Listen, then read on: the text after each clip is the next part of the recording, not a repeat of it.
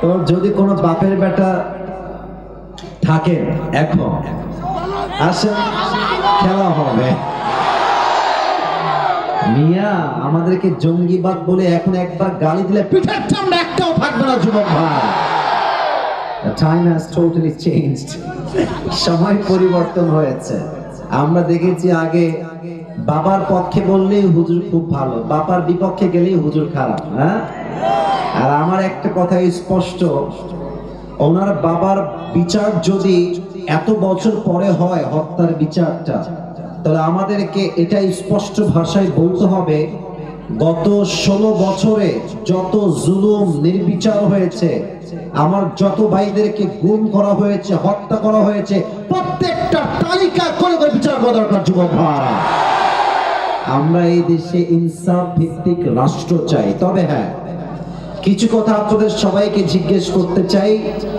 যদি ইমানের জোর থাকে বলবেন, যদি ইমানটা খুবই দুর্বল হয় কথা বলবেন না। বলেন সবাই, আজকের মাহফিলে কথা শুনতে কোনো ভয় লাগছে আপনার?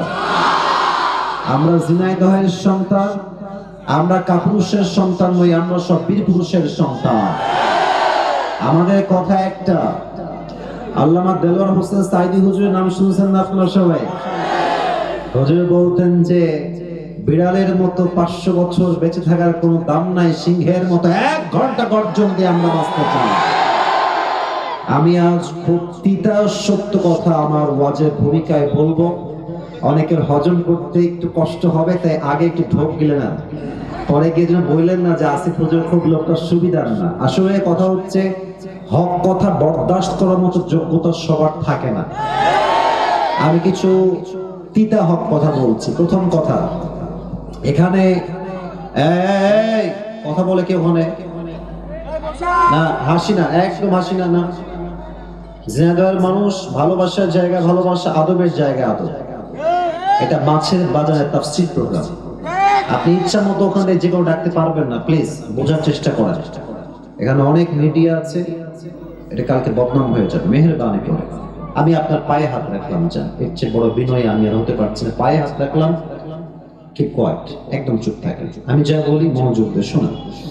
1 নম্বর কথা, এখানে অনেক দলের ভাই থাকতে পারেন, অনেক দলের লোক, যে কোনো দলের লোক হতে পারেন।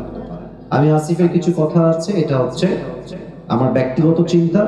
I hope you will go to agree, আপনারা একমত হবেন বলে আমি আশা রাখছি। নাম্বার 1 কথা হচ্ছে, দেশটা আগে স্বাধীন ছিল না, দ্বিতীয়বার দেশটা আমরাই স্বাধীন করেছি, ছাত্র জনতা এটাকে স্বাধীন করেছে। আমরা ঠিকটা আপনি পয়েন্টে বলেন, এখন আপাতত চুপ থাকেন, যে পয়েন্টে বলবেন সেই পয়েন্টে বুঝে বলবেন। আমরা দেখেন, শহীদ আবু সাইদের নাম শুনেছেন না আপনারা সবাই? আচ্ছা বলেন তো, শহীদ আবু সাইদ কি কাউকে আগ বাড়িয়ে গুলি করতে গেছে? এবার কথা বলতে হবে, গুলি করতে গেছে? কাউকে মারতে গেছে? আমাদের স্লোগান ছিল কি, যে আমরা কোটার সংস্কার চাই, that's it and nothing else. এটাই আমরা চাই, এটাই স্লোগান ছিল ফার্স্টে। বাট যখন শহীদ আবু সাইদের বুকে গুলি চালানো হলো, মনে হলো যে পুরো দেশের প্রত্যেকটা যুবকদের হৃদয় গুলি চালানো হয়েছে। যুবক ভাই, তখন ছাত্র জনতা আর ঠিক থাকতে পারে নাই। তখন স্লোগান হয়েছে একটা, না হয় শহীদ হব, না হয় সরে থেকে আমরা নামাই ছাড়বো। ঠিক কিনা বলেন? 1 নম্বর যে কথাটা, সেটা হচ্ছে আগামীতে আবার একটা সরকার গঠন হবে। যদিও এখন একটা সরকার আছে আমরা জানি, বাট এটা সাময়িক, সামনে একটা ভোট হবে। আমি আসিফের চিন্তায় এটা আপনারা একমত হবেন বলে আমি আশা রাখছি। আগামীতে আমরা কোনো নারী নেতৃত্ব এই দেশে দেখতে চাই না। পেছনে কিছু ভাই ঠিক বলেন না, আপনারা কি দ্বিমত না একমত? আমরা কোন নারীকে প্রধানমন্ত্রীর চেয়ারে দেখতে চাই না, আমরা পুরুষকে ক্ষমতায় দেখতে চাই।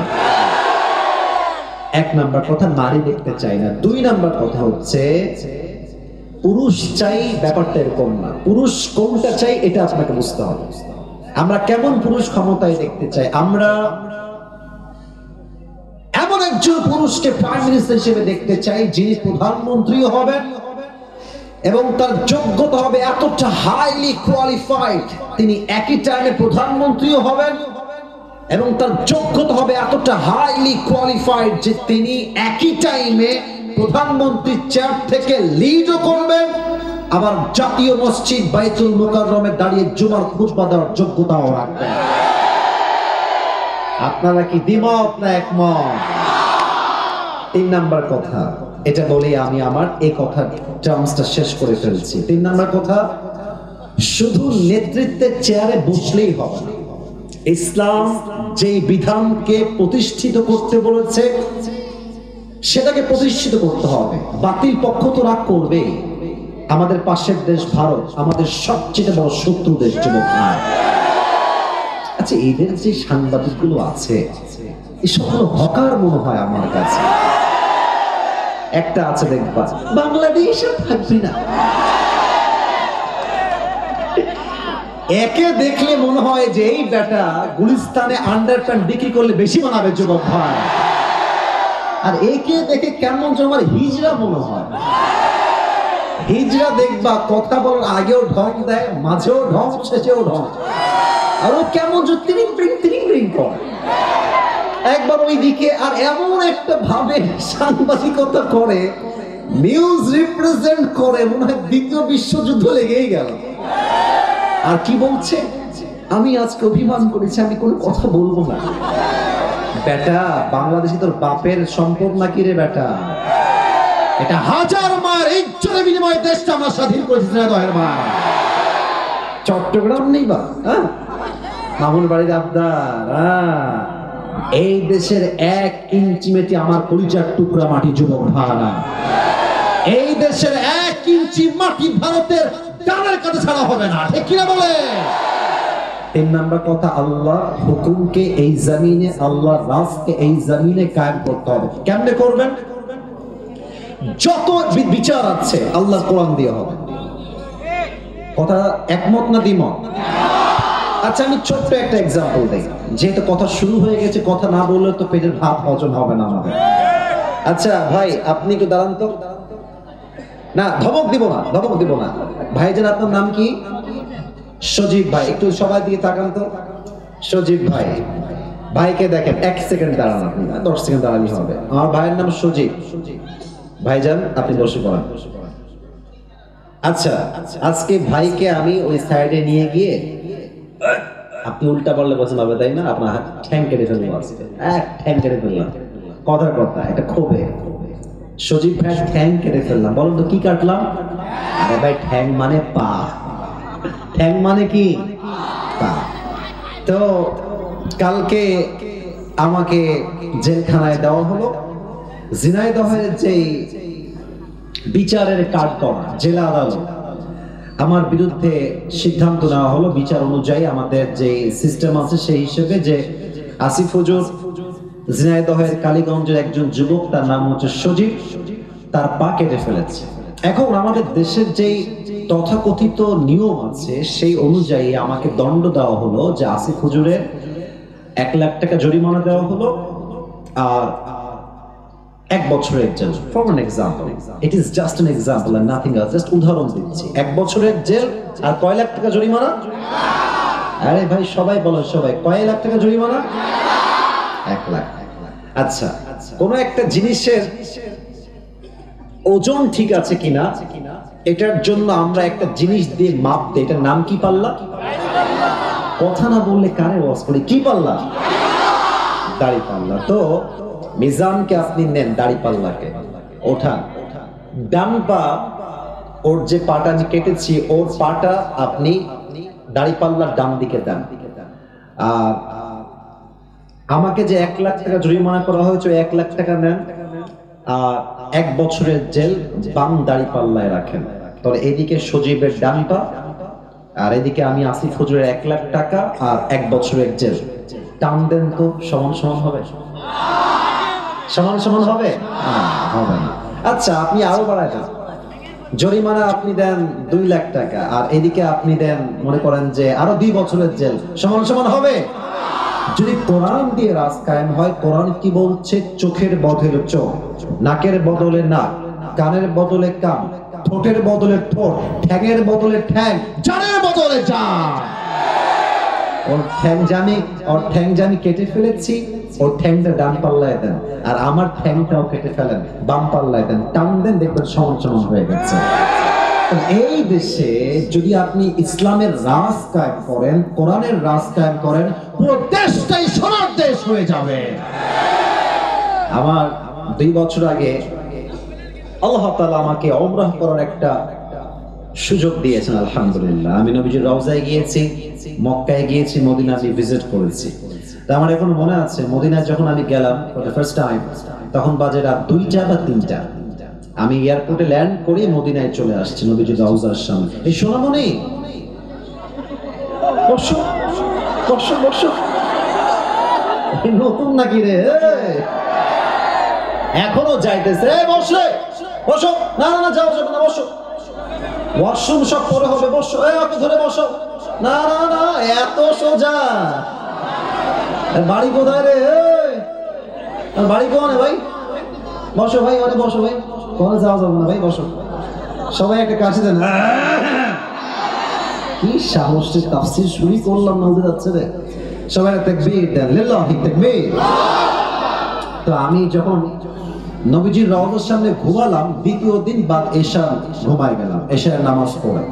তো আমার আইফোন, আমার অ্যান্ড্রয়েড ফোন, আমার মানি ব্যাগ, আমার রিয়াল, পাসপোর্ট সব আমার বুকের ডান পাশে আমি রাখলাম। ওপেনলি ঘুমায় গেলাম নবীজির ঠিক রওজার সামনে। আইফোন রাখা, অ্যান্ড্রয়েড ফোন রাখা, টাকা রাখা, রিয়াল রাখা, বাংলাদেশি টাকাও সেখানে ছিল, মানি ব্যাগ ছিল, পাসপোর্ট সব ওখানে রাখা আমার।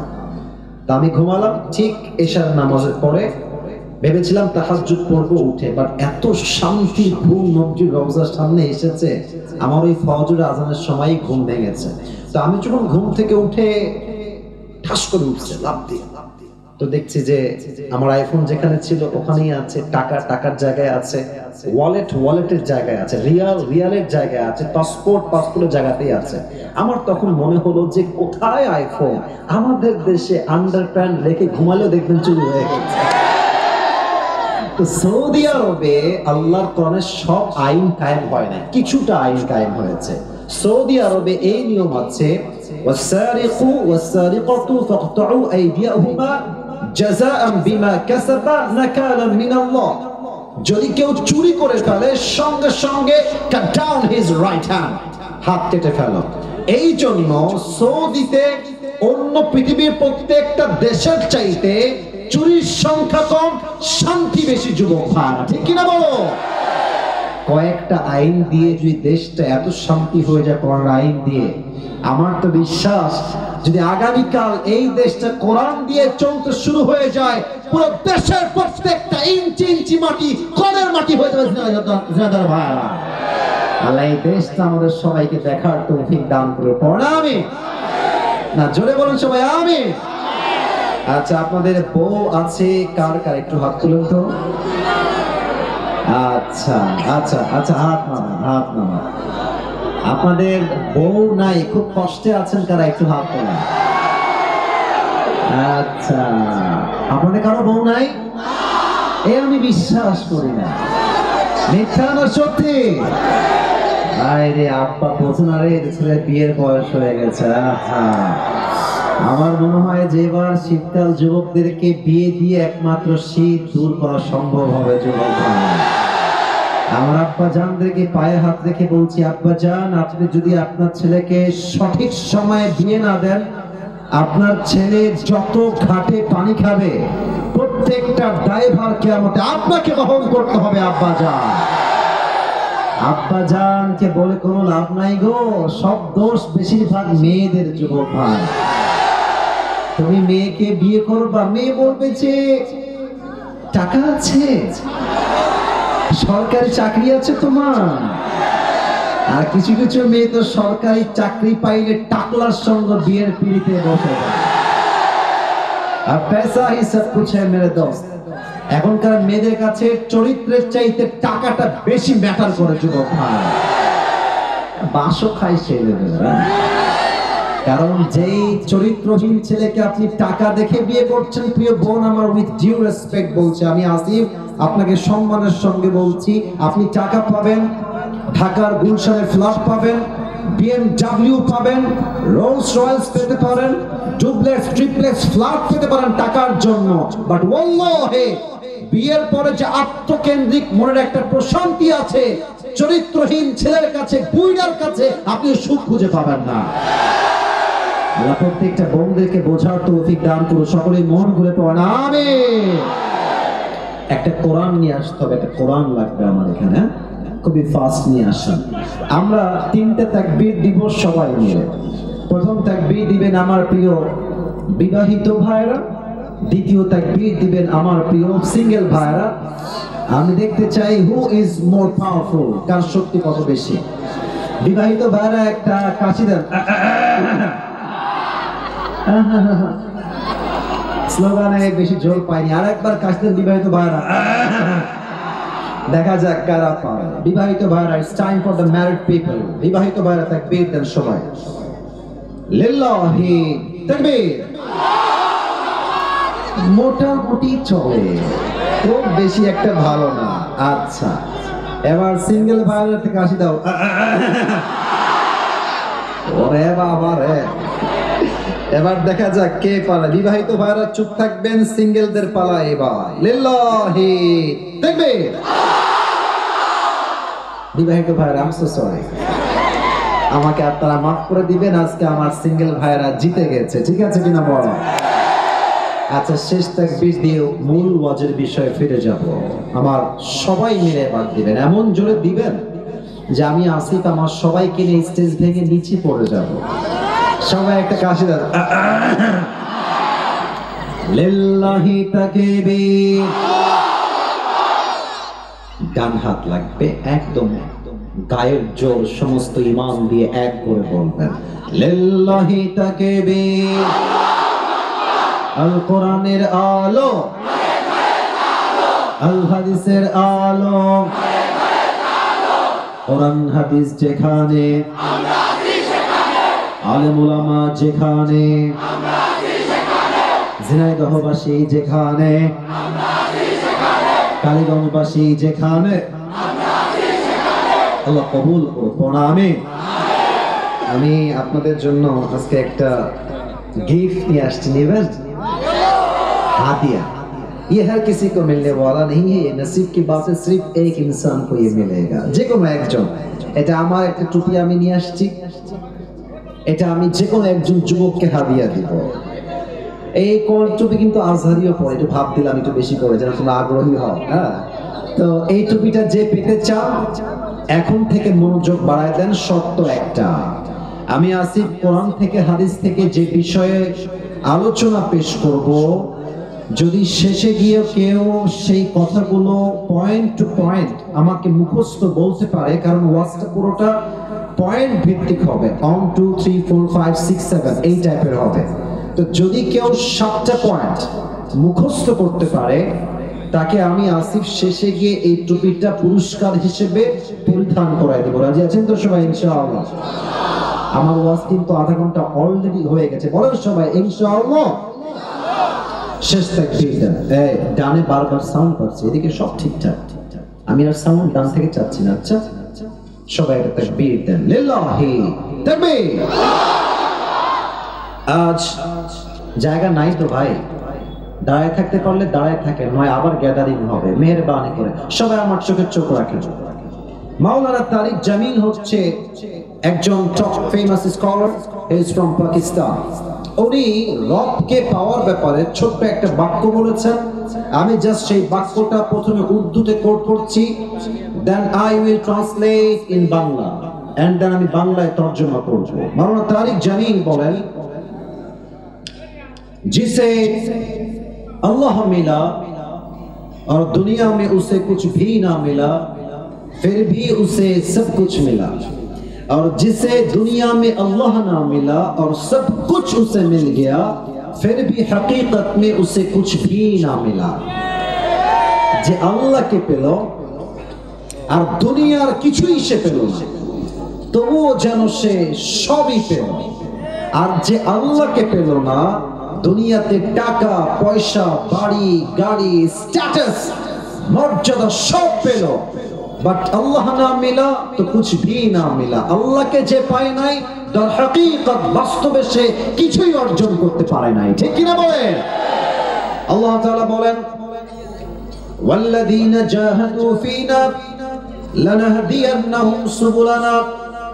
সূরাতুল আনকাবুতের সর্বশেষ আয়াত, 21 নম্বর পারার 3 নম্বর পৃষ্ঠায় আল্লাহ তাআলা বলছেন, যেই বান্দা আমি আল্লাহ রাব্বুল আলামিনকে পাওয়ার জন্য চেষ্টা করে, যেই বান্দা আমাকে পাওয়ার জন্য এক রাস্তা দিয়ে দৌড়ায়, আমি আল্লাহ রাব্বুল আলামিন আমাকে পাওয়ার জন্য তার জন্য অসংখ্য অগণিত রাস্তা খুলে দেই। কোন সুবহানাল্লাহ। আল্লাহ নিজেই আপনার জন্য রাস্তা খুলে দিবে। এটার জন্য আমরা আজ 7টা আমলকে কোরআন থেকে হাদিস থেকে হাইলাইট করব। বলেন সবাই কয়টা? একটু জোরে বলেন ভাইরা, বলেন সবাই কয়টা? 7টা। আমি শুরু করছি 1 থেকে। 1 নাম্বার, এখানে কি আছে? হৃদয়। বলেন সবাই এটার নাম কি? প্রথম শর্ত, আল্লাহকে পেতে চান, প্রথম শর্ত এটাকে পরিষ্কার করুন। Clean your heart. قد أفلح من زكاها. Indeed, the successful one is who purifies his heart. আল্লাহর কাছে সবচেয়ে সফল বান্দা হচ্ছে সেই বান্দা যে বান্দা তার আত্মাকে পরিশুদ্ধ করেছে। সুবহানাল্লাহ পড়বেন না সবাই? একটা প্রশ্ন করছি সবাইকে, হয়তো উত্তর সঠিক পাবো আমার আশা আছে। প্রশ্ন আগে বোঝেন, কনসেপ্ট বোঝেন। একজন মানুষ যিনি কোনো নবী নন, সবার চোখ আমার দিকে, মাশাআল্লাহ, অ্যাপ্রিশিয়েট, সবাই আমার দিকে আবার ভালো করে তাকান। একজন লোক যিনি কোনো নবী নন, বাট তার নসিহত, তার ইনস্ট্রাকশন, তার গাইডলাইন, তার উপদেশ তার সন্তানের প্রতি আল্লাহ তাআলার এতটা পছন্দ হয়েছে যে তার নামেই আল্লাহ তাআলা কোরআনে একটা সূরা নাযিল করেছে। ব্যক্তিটার নাম কি? কে বলতে পারে? লোকমান। বলেন সবাই, নাম কি? লোকমান হাকিম। লোকমান হাকিমকে তার মালিক একদিন ডাক দিয়ে বলছে, লোকমান এদিকে আসো, তোমার ব্যাপারে আমি শুনেছি, আমাকে একজন এসে বলেছে যে লোকমান অনেক মেধাবী, অনেক জ্ঞানী, তার উইজডম, তার মেধা অসাধারণ। তো তোমাকে একটা কাজ দিচ্ছি, কাজটা আমাকে করে দাও। ও যে কি কাজ? বলছে কাজটা হচ্ছে তুমি এখন এখান থেকে যাবা, একটা বকরি জবাই করবা এবং বকরি জবাই করে বকরির সবচেয়ে পবিত্রতম অংশ কেটে আমার কাছে নিয়ে আসবা। বলছে ঠিক আছে মালিক, যা বলবেন তাই করতে আমি প্রস্তুত আছি। এবার লোকমান মালিকের হুকুম শুনে বের হয়ে গিয়েছে, একটা ছাগল ধরেছে, ছাগল ধরে তাকে জবাই করেছে এবং ছাগলের সবচেয়ে পবিত্র অংশ কলিজা কেটে নিয়ে আসছে। বলেন সবাই কি কেটে এনেছে? বলছে মালিক এই না, ছাগলের সবচেয়ে পবিত্রতম অংশ। মালিক বলছে ওয়াও, মাশাআল্লাহ, you have done amazing, it is appreciated, তুমি যা করেছো ঠিক করেছো, বাট আরেকটা কাজ দিচ্ছি, আবার যাও, ওয়াযবাহ শাতান, একটা ছাগল জবাই করো, ওয়াখরিজ মিনহা আখমাতা মুযগাতাইন, এবার ছাগলের পবিত্র অংশ নয় অপবিত্র অংশ কেটে নিয়ে আসো। লোকমান আবার গেছে, জবাই করেছে, আবারও সেই কলিজাই কেটে এনেছে। বলছে মালিক এই নেন ছাগলের সবচেয়ে নাপাক অপবিত্র অংশ। মালিক বলছে ছি ছি, তোমাকে ভেবেছিলাম তুমি অনেক বুদ্ধিমান, তোমার মাথায় ঘিলু আছে, বুদ্ধি আছে, তুমি তো বোকার ঘরের বোকা লোকমান। মালিক কেন আমি বোকা? বলছে তোমাকে বললাম সবচেয়ে পবিত্র অংশ আনো, তাও আনলা কলিজা, বললাম সবচেয়ে নাপাক অংশ আনো, তাও আনলা কলিজা। একই অংশ, একই কলিজা, একই টাইমে পবিত্র, আবার একই টাইমে অপবিত্র কেমনে হয় লোকমান? তুমি তো বোকার ঘরের বোকা। লোকমান ডাক দিয়ে বলছে মালিক আমার, আমি কি বোকা রাখলাম, দ্যাটস আ ডিফারেন্ট ম্যাটার, এটা ভিন্ন বিষয়। তবে সত্য কথা হলো প্রত্যেকটা প্রাণীর দেহে একটা ছোট্ট গোস্তের টুকরা আছে, এই গোস্তের টুকরা পবিত্র হলে পুরো দেহটাই পবিত্র হয়, আর এই গোস্তের টুকরা নাপাক হয়ে গেলে পুরো দেহটাই নষ্ট হয়ে যায়।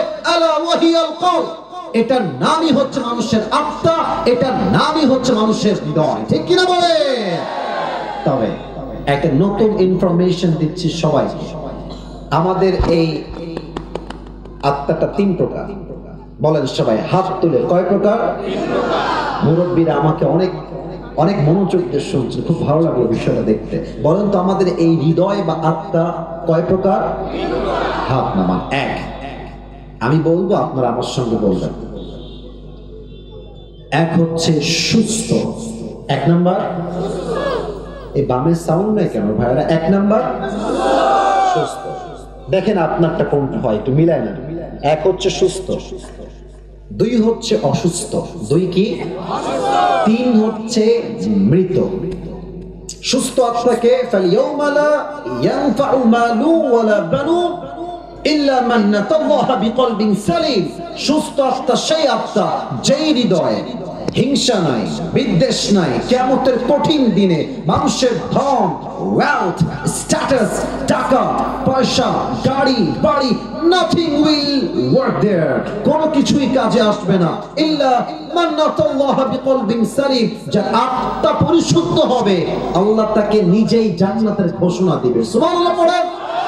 This is called wealthy heart, সুস্থ হৃদয়, অ্যাক্টিভ হৃদয়, সুস্থ আত্মা। নাম্বার 2, এটা বুঝতে গেলে আপনাকে একটা এক্সাম্পল দেওয়া লাগবে।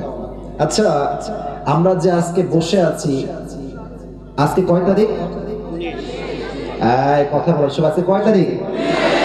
আচ্ছা, আর একটা উত্তর সবাই জানেন, সবাই জানেন, এটা 2023 সাল না 24 সাল? 24 সাল। আচ্ছা, আপনাদের ঝিনাইদহে মেডিকেল আছে না? আরে ভাই, কথা না বললে তো ওয়াজ হয় না। মেডিকেল আছে না? হসপিটাল আছে না? ক্লিনিক আছে না? ডাক্তারের চেম্বার আছে না? আচ্ছা, আপনাদের সবাইকে আজ আমি নিয়ে যেতে চাই 100 years ago back, 100 বছর আগে, 1924 সাল। কত বছর আগে? 100 বছর আগে। ভাবেন তো, 100 বছর আগে এখন যে মেডিকেল আছে, কলেজ আছে, হসপিটাল আছে, আগে কি এরকম মেডিকেল কলেজ হসপিটাল ছিল যুবক ভাইরা? তখন কি ছিল? আমার মুরব্বীরা ভালো বুঝবেন। তখন ছিল কবিরাজ, কিংবা আমরা এটাকে বলি ওঝা। কবিরাজ কিংবা ওঝা। তো মনে করেন যে একজন যুবককে সাপে কেটেছে, এখন সেই যুবকটা কবিরাজের কাছে আসছে, এসে বলছে, স্যার আমাকে সাপে দংশন করেছে। এখন তখন তো কোনো মেশিন ছিল না যে কোন সাপ কি বিষ চেক করবে কেমনে। তো ওঝা এটাকে বোঝার জন্য, কেমনে বোঝায় এটা আপনাকে, আচ্ছা আমি টুপিটাই নিলাম, যা একটা বাটি নিতেন, বাটিতে মরিচ বাটতেন, লবণ বাটতেন, মরিচ এক পাশে লবণ এক পাশে, বলতো এই এদিকে আসো, বলো তোমার জিহ্বাটা বের করো। জিহ্বাটা বের করতো, লবণটা দিত, মরিচটা দিত তার জিহ্বার উপরে, বলতো হাউ ইট টেস্ট, এটা স্বাদ কেমন আমাকে বলো। তো সাপে দংশিত যুবক বা মুরব্বী যদি বলতো যে স্যার আমার কাছে সাপটা কেমন যেন ঝালটা, মরিচটা পাইনসা পাইনসা লাগে, তখন ওঝা বুঝে ফেলতেন যে এটা কোন নরমাল সাপ নয়, ধরা সাপ নয়, এটা বিষাক্ত সাপের ছোবল লেগেছে। কেমনে বুঝতো? কারণ সাপ যখন তার বিষ দিয়ে দংশন করে মানুষের দেহে, প্রথম ক্ষতি কি হয়? জিহ্বার স্বাদ মরে যায়। তখন ঝালও পানিসা মনে হয়, মিষ্টিও পানিসা লাগে, কিন্তু স্বাদ তার বুঝে আসে না। এক্স্যাক্টলি মানুষের জীবনের সবচাইতে বিষাক্ত সাপের নাম হচ্ছে শয়তান, আর তার বিষের নাম হচ্ছে ওয়াসওয়াসা। মানুষ যখন শয়তানের ওয়াসওয়াসায় পড়ে যায়, সাপে কাটলে যেমন জিহ্বার স্বাদ মরে যায়, শয়তানের ওয়াসওয়াসায় পড়লে ইমানের স্বাদ মরে যায়। তখন কি হয়? বোরকা পড়তেও ভালো লাগে, পার্কে গিয়ে প্রেম করতেও ভালো লাগে।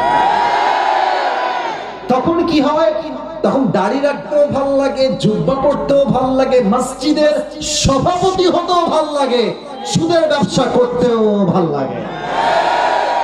অসুস্থ আত্মা তখন ভালো কোনটা খারাপ কোনটা বুঝে আসে না। কথা বোঝেন নাই মনে হয় আপনারা। আমি আবরারুল হক আসিফ, আমার যদি ওয়াজ করতেও ভালো লাগে, আবার যদি আমার সুদ খাইতেও ভালো লাগে, ঘুষ খাইতেও ভালো লাগে, আমাকে বুঝতে হবে আমার আত্মা সুস্থ আত্মা নয়, আমার আত্মা অসুস্থ আত্মা। ঠিক কিনা বলে? আচ্ছা, এটা হচ্ছে অসুস্থ আত্মা। আর থার্ডটা খুবই ডেঞ্জারাস।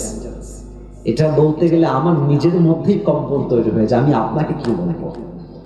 কারণ এটা আসলে, আমি আসিফের কথা হলে আপনি ভয় পেতেন না যে আসিফ হুজুর বলছে, এটা মিথ্যাও হতে পারে, not a big deal, let's take it out, বাদ এটা। কিন্তু আমার কথা না, যে এটা তো আল্লাহর কথা, এটা তো আমার কথা না, এটা আল্লাহর কথা। আল্লাহ বলছে যাদের হৃদয় মরে গেছে, অসুস্থ নয়, মৃত আত্মা, এরা কারা?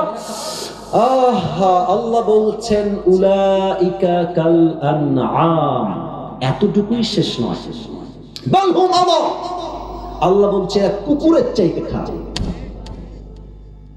আপনি আমি কুকুরের চাইতে খারাপ, আল্লাহ বলছে। আচ্ছা বলেন, এবার এই পৃথিবীতে সবচেয়ে সৃষ্টির সেরা জীব কারা?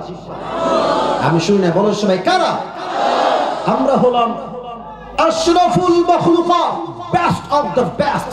সেরার সেরা হচ্ছে মানুষ। আবার এই মানুষকেই আল্লাহ তাআলা বললেন তোমরা কুকুরের চাইতে খারাপ। এই ব্যাখ্যাটা আমার তাফসীরটা প্রথমে বুঝে আসে নাই।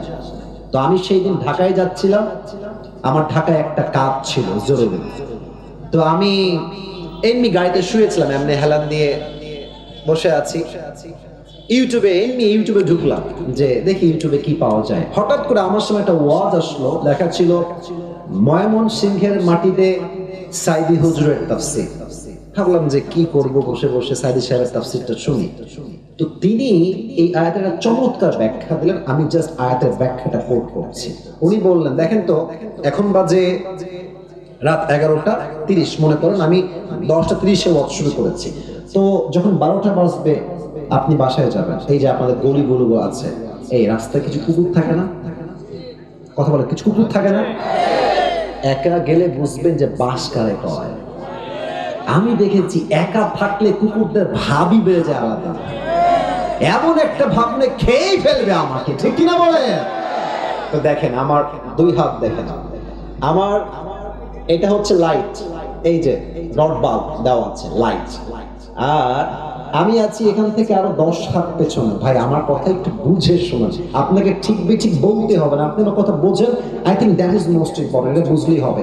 এটা হচ্ছে লাইট, আমার চেহারা এখন দেখা যায়। আমি যদি 10 হাত পেছনে অন্ধকারে চলে যাই, আমার চেহারা কি দেখা যাবে? দেখা যাবে। রাত বাজে 1টা, আমি আসিফের একটা কুকুর আছে, তার নাম হচ্ছে টমি। তার নাম কি? খুব বুঝতাম। তা আমি 10 হাত দূরে আছি, রাত বাজে 1টা, আমার বাড়ি হচ্ছে গেট এখানে। তো টমি দেখছে যে someone is coming from outside, রাত বাজে 1টা, কেউ মনে হয় দূর থেকে বাসার দিকে আসছে। টমি ভাববে হয়তো চোর আসছে, খেউ খেউ খেউ খেউ খেউ শুরু করে দিবে। আমি কিন্তু মালিক, সে ভেবেছে চোর, কেন? অন্ধকার। বাট আমি যখন আসিফ আস্তে আস্তে হাঁটতে হাঁটতে হাঁটতে লাইটের নিচে আসবো, আমার চেহারা ক্লিন হয়ে যাবে, দেখা যাবে। দেখবেন খেয়াল করে, কুকুর মালিককে দেখার পরে সাউন্ডটা ডাউন হয়ে যায়, আর সামনে এসে সে তার মাথাকে ঝুঁকিয়ে মালিকের পায়ের কাছে নত করে সে তার ভাষায় বলে I am extremely sorry sir, আমি আপনাকে আসলে প্রথমে চিনতে পারি না। কথা ঠিক আছে কিনা বলে? এবার বলেন, এই যে কুকুরটা এত নত, এতটা আনুগত্যশীল কেন? আপনি জাস্ট তাকে একটা পাউরুটি দিয়েছেন, অথবা পানি দিয়েছেন, অথবা কখনো সে খুব ক্লান্ত ছিল, একটা আপনি শীতকালে একটা বস্তা দিয়েছেন, এতটুকুই তো। আপনি তো কুকুরকে BMW দেন নাই, আপনি তো কুকুরের বিয়ে দেন নাই, ওকে তো বাড়ির ভেতরে এসে জায়গা দেন না, জাস্ট একটা পাউরুটির জন্য। একটা পাউরুটি দিবেন, নদীতে লাফ দিবেন, দেখবেন কুকুর একটা পাউরুটির জন্য এত কৃতজ্ঞ হয়ে যায়, মালিক নদীতে ঝাঁপ দিলে কুকুর নদীতে ঝাঁপ দিতে বাধ্য হয়ে যায়। যুবক ভাইরা, ঠিক কিনা বলো? আল্লাহ বলছেন ইস রে, একটা কুকুর সামান্য একটা টুকরা পাউরুটি পেয়ে মালিককে কি চিনা চিনলো, পিছাই ছাড়লো না। আর তোকে আমি আল্লাহ নাক দিলাম, চোখ দিলাম, কান দিলাম, ঠোঁট দিলাম, অক্সিজেন দিলাম, শ্বাস দিলাম, বউ দিলাম, বাচ্চা দিলাম, সম্মান দিলাম, টাকা দিলাম, বাড়ি দিলাম, গাড়ি দিলাম, সব আমি দিলাম। আর এই মানুষ নিমক হারাম সব চিনলো, টাকা চিনলো, বাড়ি চিনলো, বউ চিনলো, মা চিনলো, বাপ চিনলো, স্ট্যাটাস চিনলো, সম্মান চিনলো, এডুকেশন সব চিনলো, বাট যে মালিক তাকে এত কিছু দিল সে মালিককে সে চিনতে পারলো না। কুকুর একটা পাউরুটি পেয়ে মালিককে চিনতে ভুল করে নাই, আর মানুষ এত কিছু পেয়েও মালিককে চিনতে পারে নাই।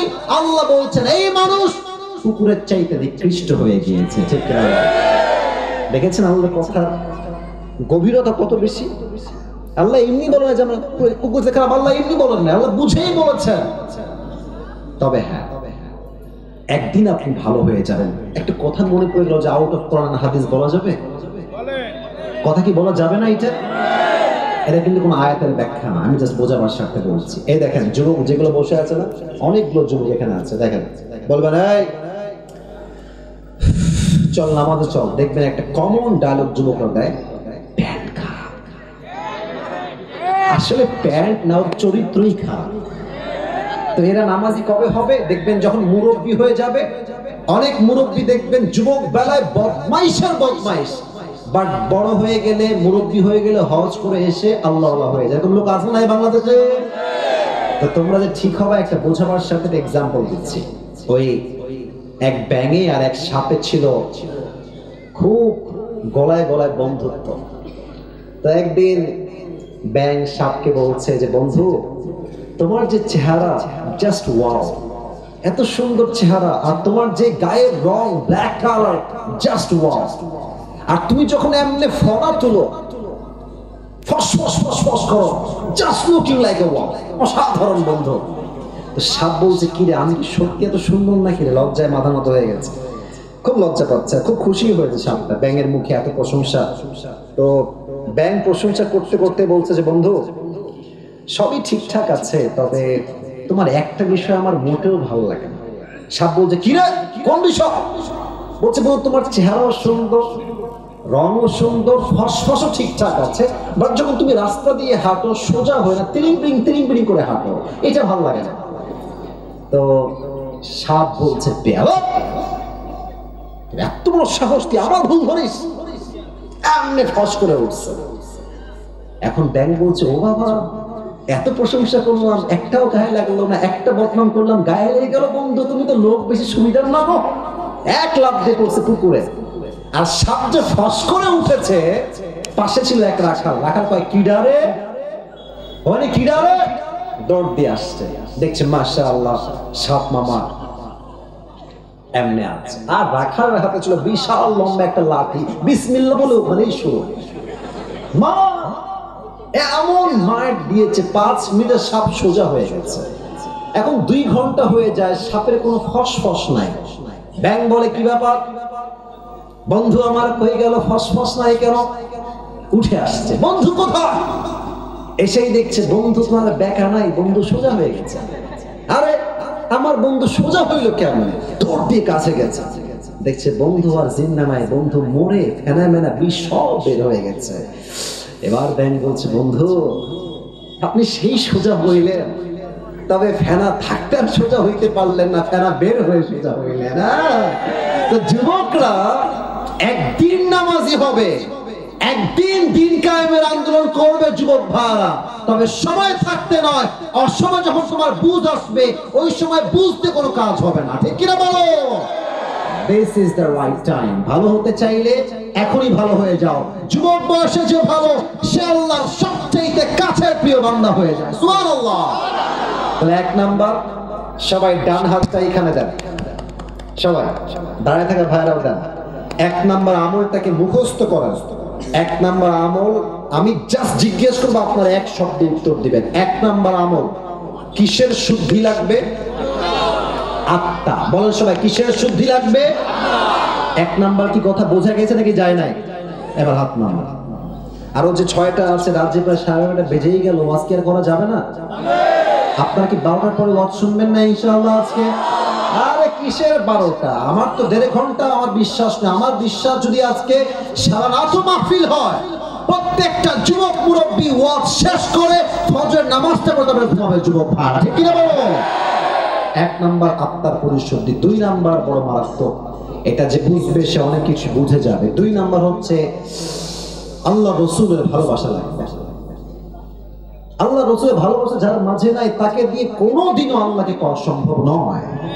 মনে করেন আমার একটা ছেলে আছে, তার নাম হচ্ছে তৌসিফ। কেউ তাকে লাথি মারলো আমার সামনে, আমি কি তাকে আর ভালোবাসতে পারবো? কথা কোন ভালোবাসতে পারবো? আমাকে ভালোবাসতে হলে আমার বউকে সম্মান করতে হবে, বাপ মাকে সম্মান করতে হবে, ছেলেকেও সম্মান করতে হবে। যে তাদেরকে ভালোবাসতে পারবে সেই তো আমার ভালোবাসা পাওয়ার যোগ্যতা রাখে, ঠিক কিনা বলে? নবীর ভালোবাসার এক্সাম্পল দেখেন তো আমার মুখে, এইটা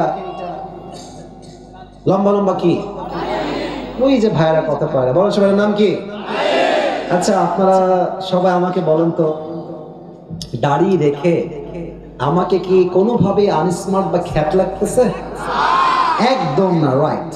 কিছু মেয়ে দেখবা যে দাড়ি দেখলে একটু চুলকায়, বলে যে এটা আমার বিয়ে করা যাবে না। দেখবা এদের দাড়ি ওয়ালা পছন্দ হয় না, গাঞ্জাখোর পছন্দ হয়। যুবক ভাই, তোমার হৃদয়ে নবীর ভালোবাসা আছে, তুমি স্পষ্ট ভাষায় বলবা ঝিনাইদহের সন্তান আমরা, এক কথার মানুষ আমরা, দুই কথা জবান দিয়ে বের হবে না, ঠিক কিনা বলে?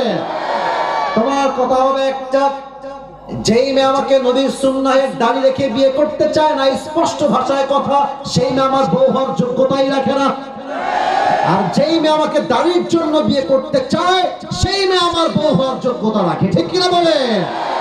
বলেন তো আমার নবীর মুখে দাড়ি ছিল কি ছিল না? আমার নবীর মতো সুন্দর এই তল্লার দিল কেউ আর হতে পারে? চাঁদের চেয়ে সুন্দর তুমি নবী আমার কামলিওয়ালা, দো জাহানের বাদশা তুমি প্যারা নবী সাল্লাল্লাহু আলা, দো জাহানের বাদশা তুমি প্যারা নবী সাল্লাল্লাহু আলা, চাঁদের চেয়ে সুন্দর তুমি নবী আমার কামলিওয়ালা। সুবহানাল্লাহ পড়বেন না?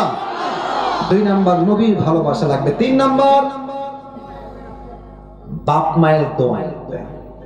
অনেক যুবক ভাবে গার্লফ্রেন্ড আমার আপন বেটা, জায়গা মতো বাস খাইলে বুঝবা আপন কারে কয়।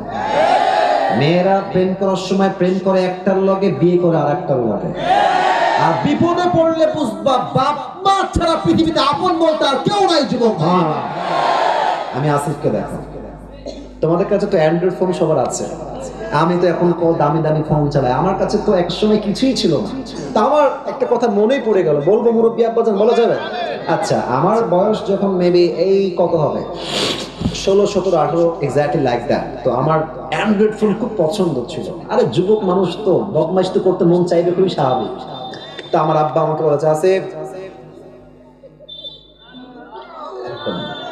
খবরদার আব্বা ভুলেও ফোন চালাবো না, তুমি বড় হও, তুমি বড় ইসলামিক স্কলার হয়ে যাও, তুমি মাস্টার্স কমপ্লিট করে ফেলো, তোমাকে আমি আব্বাই ফোন কিনে দেবো।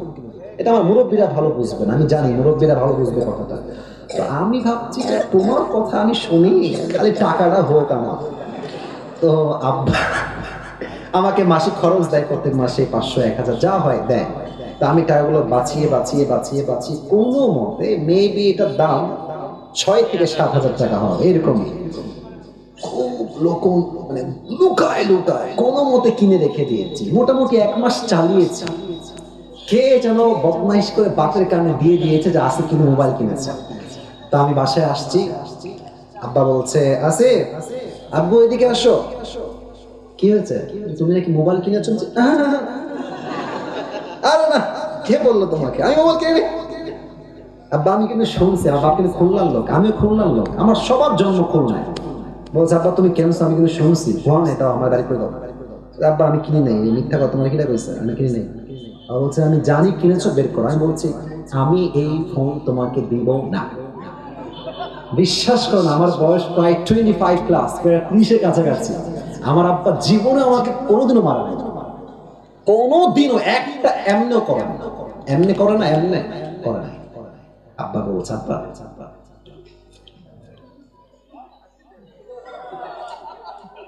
আব্বা বলে দাও, আমি বলি হবে না। আব্বা লাস্ট বার বলছে আসিফ শোনো, তুমি 1 নাম্বার ছাত্র, তুমি অলওয়েজ ফার্স্ট হও। তুমি যদি মোবাইল ফোনটা ইউজ করো তুমি কিন্তু সেকেন্ড হয়ে যাবে, ফার্স্ট যদি থাকতে চাও please give me the phone, দিয়ে দাও। আমি একদম নাচুমান না, আমি দিব না। আমি বাড়ি থেকে বের হয়ে বাইরে চলে আসছি, অজুখানা। আমার বাসা হচ্ছে মসজিদ, এইটা বাসা অ্যাটাচড। আমার আব্বা মসজিদে খতিব, ইমাম, দুইটা একসাথে। তো আমার আব্বা বাড়ি থেকে বাইরে চলে আসছে, আব্বা মোবাইলটা দাও, চলো আমরা একসঙ্গে খানা খাই। মোবাইল কিন্তু আমার পকেটেই আছে। আমি বলছি নাই, দাও দাও, দিব না। এই যে দিব না, মা এমন মার দিয়েছে, আমি একটা থাপ্পড় উল্টে পড়ে গেছে। আমাকে থাপড়াইতে থাপড়াইতে বাড়িতে নিয়ে গেছে। আমি তো টের পাচ্ছি না কিরে হইল কি আমার সাথে এটা, কারণ জীবনে মায়ের খাই নাই, তাই প্রথম মায়ের খাইতেছে জীবনে। মারতে মারতে বাড়ি পর্যন্ত আমাকে নিয়ে গেছে। বিশ্বাস করেন, এটা আমি মজার জন্য মোটেও বলছি, তোমাদের শিক্ষা আছে এখানে। তো আমাকে যখন আব্বা মেরেছে, আমি প্রায় 1 মাস কোনো কথা নাই। আব্বাকে দেখলে 14 মাইল দূরে, আব্বাকে দেখলে 10 হাত দূরে, কোনো কথাই নেই। মা বলে কথা বল তোর বাপ। আমাকে মেরেছে কেন, আমি কথা বলবো না। বিশ্বাস করেন, ওই সময় বাপকে হয়েছে বাপ আমার শত্রু, কেন মারলো, শত্রু মনে হচ্ছে। বাট এখন বুঝি আমার বাপ ওই দিন আমাকে না পিটাইলে আমি আজকের আসিফ হুজুর হইতে পারতাম না, ঠিক কিনা?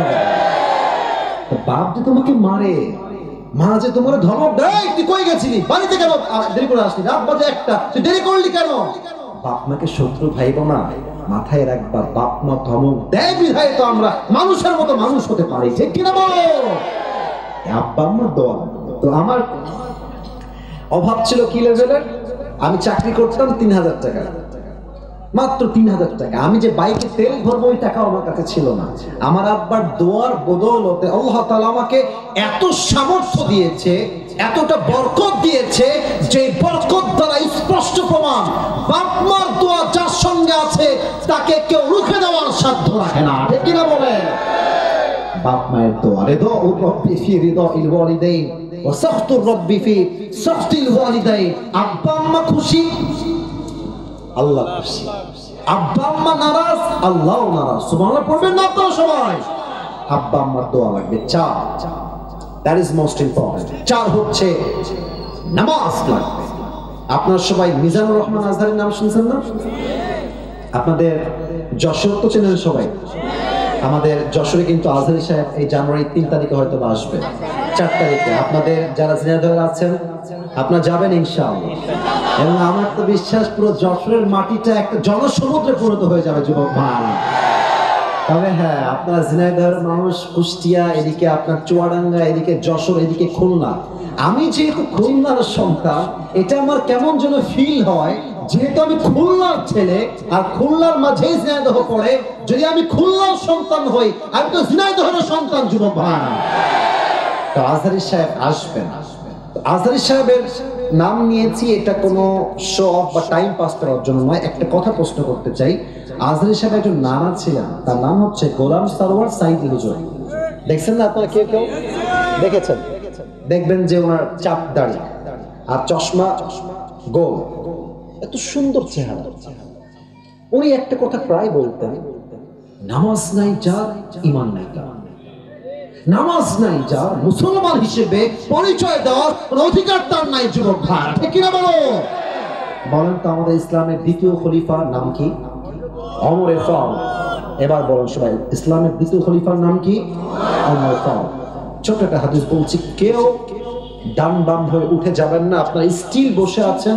এটাই প্রমাণ ঝিনাইদহের মানুষ আমরা কোরআনকে কলিজার থেকে ভালোবাসি, ঠিক কিনা বলে?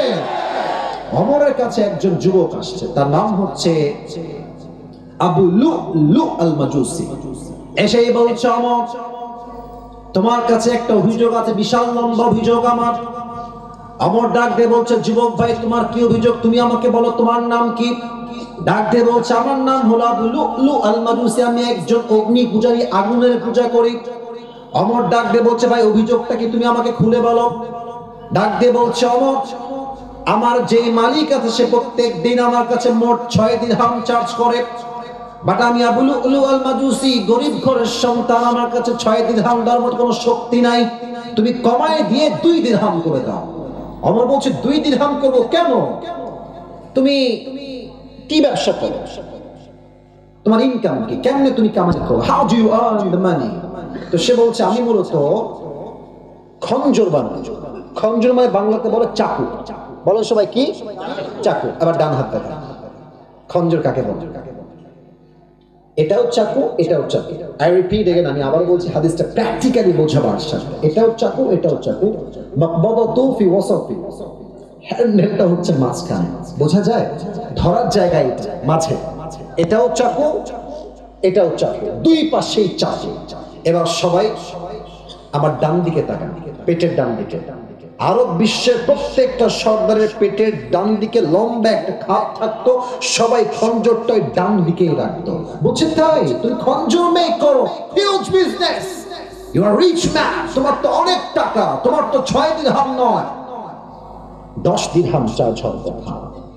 এই কথা শুনে বলছে, ও ওমর আমি চাইলাম বিচার আর তুমি করলা আমার সাথে বেইনসাফি। ও আচ্ছা আচ্ছা, সবাই যেহেতু মুসলমান ঘরের সন্তান তাই তুমি সবার সঙ্গে নরম, আর আমি যেহেতু কাফেরের সন্তান তাই তুমি আমার বেলায় গরম। ওমর তাই না, তোমার বিচার আমি একাই করব, একাই আমি এনাফ। ধমক দিয়ে বের হয়ে গেছে। বিশাল লম্বা রাত, শীতকাল। ওমরকে হত্যা করার জন্য বিশাল লম্বা একটা খঞ্জর সে বানিয়েছে, জাস্ট ওমরকে হত্যা করতে চায়। তো খঞ্জরটা বানিয়ে পেটে এখানে ডান দিকে রেখেছে। এবার বলুন তো, শীতকালে ঠান্ডা লাগলে আমরা কি যেন মুড়ি দেই, সবাই বলুন তো?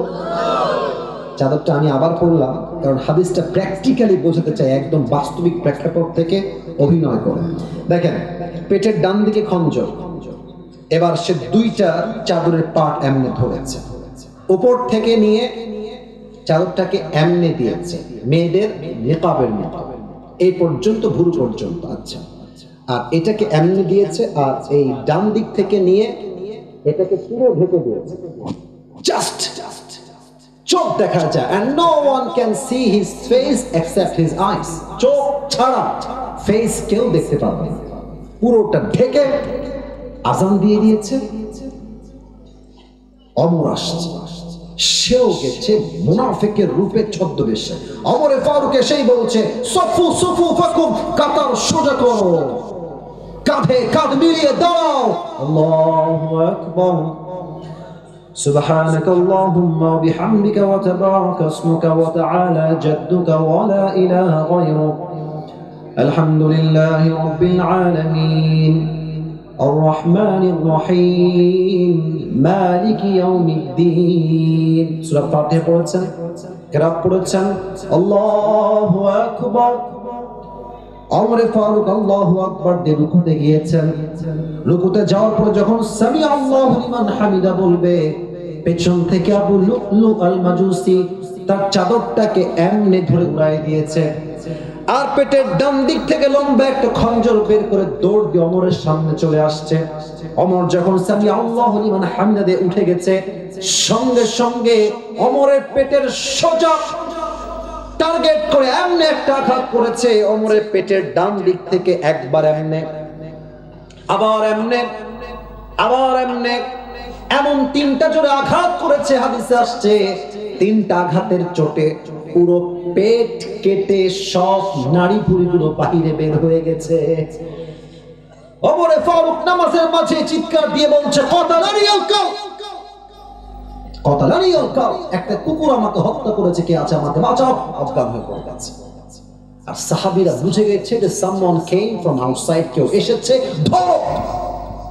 7 জন সাহাবী নামাজের মাঝেই ধরতে গেছে, আর ওই কাফের তার ছুরি দিয়ে যাকেই সামনে পেয়েছে এমনি কারো মুখে, কারো পেটে, কারো বুকে, কারো পিঠে এমন জোরে জোরে আঘাত দিয়েছে। 7 জন সাহাবী নামাজরত অবস্থায় জায়গাতে শহীদ হয়ে গেছে, জায়গাতে শেষ। একটু পর ওমর ফারুককে ধরে ডান দিকে নিয়ে আসছে, আর সাহাবীরা চিৎকার দিয়ে বলছে, আইনা তাবিব, আইনা তাবিব, ডাক্তাররা কোথায়? দাও দাও দাও, জলদি আসো, ওমরকে বাঁচাও। ডাক্তাররা সব দৌড় দিয়ে আসছে, ওমরকে বাঁচাও। ডাক্তাররা দৌড় দিয়ে এসে ওমর ফারুকের দুই পিঠের এই দুই দিকে হাত দিয়েছে। ওমর ফারুক এমনে শুয়ে আছে, দুই পিঠের দিকে হাত দিয়ে হালকা করে উঠিয়েছে। আরেকজন ডাক্তার এসে দুই ঠোঁটটাকে ধরে এমনি হালকা ফাঁকা করে দিয়েছে। একটা পানির পাত্র নিয়ে আসছে, সোজা পানির পাত্র ওমরের মুখে দিয়ে কয়েক ঢোক পানি তার ভেতরে দিয়েছে। আমার গলার দিকে তাকান, পানি যখন ভিতরে ঢোক গিলেছে, গলা দিয়ে পানি নেমে বুক পর্যন্ত আসছে, বুক থেকে পানি নেমে পুরো পেট এমন ভাবে কেটে গেছে, একদম নাড়ি ভুঁড়িগুলো বের হয়ে পুরো গোস্ত হা হয়ে আছে। গলা দিয়ে পানিগুলো নেমেছে, বুক দিয়ে নেমেছে। তারা ভেবেছে সব পানিগুলো ভেতরে গিয়ে হজম হয়ে যাবে, ওমর ফারুক আবার জীবিত হবে, আবার চোখ খুলবেন। সবগুলো পানি বুক দিয়ে নেমে পুরো পেট কেটে গল গল গল গল করে বাহিরে বের হয়ে গেছে। সব পানি এরপর দিয়ে গল গল করে বাহিরে বের হয়ে গেছে। সাহাবীরা এই দৃশ্য সচক্ষে দেখে they were surprised, অবাক, এটা কি দেখলাম? ডাক্তাররা বলছে পানি দিয়ে কাজ হবে না, দুধ নিয়ে আসো। সব সাহাবী দৌড় দিয়ে গিয়ে দুধ নিয়ে আসছে। ওমর ফারুককে পেছন দিক থেকে হালকা উঠিয়েছে, দুধ দিয়েছে। দুধটা গলা দিয়ে নেমে বুক দিয়ে নেমে পুরো পেট কেটে সবগুলো দুধ গল গল করে বাহিরে বেরিয়ে গেছে। এই দৃশ্য দেখে ডাক্তাররা বলছে মাফ করে দিবেন, আর সম্ভব না, ওমর হয়তো বা শেষ, হয়তো সে আর কখনোই চোখ খুলবে না। সাহাবীদের চোখে পানি আর আটকায় না, সব সাহাবীরা কান্না করছে। হঠাৎ করে এক সাহাবী দূর থেকে দেখছে ওমর ফারুক তার চোখটা সাডেনলি হঠাৎ করে, it's a very little bit, খুবই হালকা ছোট্ট করে ঘটেছে। এই চোখটা দেখে ওই দূর থেকে সাহাবী দৌড় দিয়েছে, ইয়া ওমর, মালাকা ইয়া ওমর, মালাকা ইয়া ওমর, হে ওমর আপনার কি হয়েছে, আপনার কি দরকার আমাকে বলেন। ওমর ফারুক কথা বলছেন, তোমার ঠোঁট না কানটা আমার ঠোঁটের কাছে নিয়ে আসো। ওই সাহাবী কানটা ওমরের ঠোঁটের কাছে দিয়েছে, আর সে ভাবছে হয়তো আমাকে শেষ কথা বলবে। এই সাহাবী খবরদার, আমার রাজ্য দেখে রেখো, বউ দেখে রেখো, সন্তান দেখে রেখো। হি ওয়াজ থিংকিং লাইক দ্যাট। তার চিন্তাই ছিল এটা যে ওমর আমাকে শেষ কথা এটাই ওসিয়ত করবে। যখনই কান বাড়িয়েছে ওমরের মুখের কাছে, ওমরে ফারুক প্রথম কথা, কোনো খবর আমার দরকার নেই, আমাকে জাস্ট একটা খবর দাও। আসাল্লান নাস, আসাল্লান নাস, এই সাহাবী আমার কোন রাজ্যের খবর লাগবে না, বউ বাপ, বাচ্চা বাপ, মা বাপ, সন্তান বাপ, সবাই মাইনাস, আমাকে জাস্ট একটা খবর দাও। আমি ওমর যেই নামাজের ইমাম ছিলাম, আমার অজ্ঞান হওয়ার পরে সেই নামাজটা সাহাবীরা জামাতের সঙ্গে আদায় করেছে কিনা। এত আস্তে সুবহানাল্লাহ পড়লেন, বলেন সবাই জোরে সোরে সুবহান। আপনি নামাজ বুঝতেছেন, নামাজ কাকে বলে? আবারও বোঝাই, পেট কেটে গেছে, নাড়ি ভুঁড়ি পড়ে আছে, পড়ে আছে, দেখতে পাচ্ছেন নাড়িও আছে, ভুঁড়িও আছে, পেট পুরোটা কাটা। একটা মানুষের কত নির্মম অবস্থা আপনি ভাবেন। সবাই বুঝেও গেছে যে এই মানুষটার পক্ষে আর বাঁচা সম্ভব না। আবার কোন সাহাবী, যেই সাহাবী ব্যাপারে আল্লাহর হাবিব বলেছেন 10 জন সাহাবী কনফার্ম জান্নাতি, তার মাঝে টপ লিস্টে যার নাম আছে, তার নাম হচ্ছে ওমর ফারুক রাদিয়াল্লাহু তাআলা আনহু। সুবহানাল্লাহ পড়বেন না আপনারা? এই মানুষটা কনফার্ম জান্নাতের টিকিট পাওয়ার পর নামাজ ছাড়ে নাই। আপনি নামাজ কেমনে ছাড়েন? আপনি নামাজ কেমনে ভুলে যান? আপনি কি জানেন যে নামাজি বান্দার মরণ আর বেনামাজি বান্দার মরণ কতটা ভয়ঙ্কর হতে পারে? নামাজি বান্দার মরণ হবে জান্নাতি মরণ, আর বেনামাজির মরণ হবে বড় ভয়ঙ্কর। আমার দিকে তাকান সবাই, বেনামাজি বান্দা শুয়ে আছে ঘরে, এমনি টিভি দেখছে, ব্লু ফিল্ম দেখছে, শুয়ে আছে। হঠাৎ করে সে দেখবে একজন মানুষ আমার সামনে দাঁড়িয়ে আছে, পা আছে জমিনে, মাথা আছে আকাশ বরাবর, বিশাল লম্বা, আর তার দেহের পোশাক হচ্ছে কালো কুৎসিত পোশাক। বেনামাজির সামনে মালাকুল মউত এমন কুৎসিত চেহারা দাঁড়ায় যাবে, বেনামাজি যুবক, বেনামাজি মুরব্বী মালাকুল মউতকে দেখার সাথে সাথে তার দেহে একটা কম্পন তৈরি হয়ে যাবে, থর থর থর থর থর থর করে কাঁপবে। মালাকুল মউত ডাক দিয়ে বলবে, ইয়া আইয়াতুহান নাফসুল খাবিসা উখরুজি ইলা আযাবিল্লাহ, এই বেনামাজি বান্দা বের হয়ে আয়, বের হ। রূহটা এখান থেকে বের হয়ে একবার ডান দিকে দৌড় দিবে, একবার বাম দিকে দৌড় দিবে, আর একবার পেছনের দিকে দৌড় দিবে। নামাজি বান্দার দিকে তো মালাকুল মউত ভালোভাবে তাকাবে, বাট বেনামাজির রূহের দিকে মালাকুল মউত বাম হাত দেখেন সবাই আমার, এমন এক থাবা দিয়ে তার রূহটাকে বুক থেকে এমন টেনে হিচড়ে বের করবে। হাদিসে আসছে একটা জীবিত ছাগলকে যাবেহ না করে তার চামড়া কেউ যদি চাকু দিয়ে এমনি ছিঁড়ে ফেলে, ওই ছাগলটার যে পরিমাণ কষ্ট হয় তার চাইতে কমসে কম 70 গুণ বেশি কষ্ট দিয়ে বেনামাজির রূহকে কবজ করা হবে। সকলেই দিল খুলে বলেন নাউজুবিল্লাহ। আল্লাহ, আল্লাহু আকবার, আল্লাহু আকবার, আল্লাহ। আমি দিল থেকে সবার জন্য দোয়া করি, আমার সঙ্গে আমিন বলবেন সবাই। আল্লাহ আমাদের সবাইকে তুমি বেনামাজের আযাব থেকে বাঁচাই দিও, সকলেই দিল খুলে পড়েন আমিন। প্রিয় ভাইরা, রাত তো প্রায় 12টা বেজেই গেল, ওয়াজ কি আর একটু 5 মিনিট হবে না ইনশাআল্লাহ? আচ্ছা, আমি একটা জাস্ট ব্রেক চাই। একজন যুবককে চাই যার বউ নাই, দাঁড়িয়ে একবার বলবা লিল্লাহি তাকবীর। কে আছো বাঘের বাচ্চা, দাঁড়াও তো দেখি একবার। হ্যাঁ দাঁড়াও।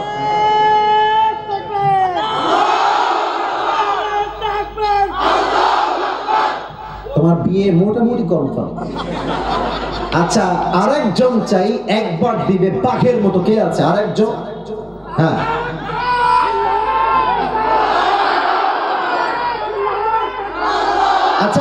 ওই যে ওই ভাই দিব, ওই ভাই, ওই যে ওই ভাই, হ্যাঁ ভাই এবার দেন, এবার আপনি দেন।